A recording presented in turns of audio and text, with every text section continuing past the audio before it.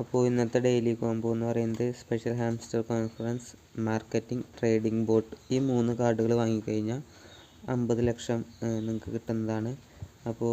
ഇപ്പോൾ മാർക്കറ്റ് എന്ന് പറഞ്ഞ കാറ്റഗറിയിലാണ് ട്രേഡിംഗ് ബോട്ടിൻ്റെ കാർഡുള്ളത്. അതേപോലെ തന്നെ PR ആൻഡ് ടീം എന്ന് പറഞ്ഞ കാറ്റഗറിയിൽ ആണ് നെക്സ്റ്റ് കാർഡ് മാർക്കറ്റിങ്ങിൻ്റെ കാർഡ് ഉള്ളത്. PR ആൻഡ് ടീം എന്ന് പറഞ്ഞ കാറ്റഗറി, ആ കാർഡ് വാങ്ങുക. അതേപോലെ തന്നെ സ്പെഷ്യലിൽ നമ്മൾ സ്പെഷ്യൽ ഹാംസ്റ്റർ കോൺഫറൻസിൻ്റെ കാർഡ് ഇവിടെ നിങ്ങൾക്ക് കാണാൻ സാധിക്കും ന്യൂ കാർഡുകളിൽ.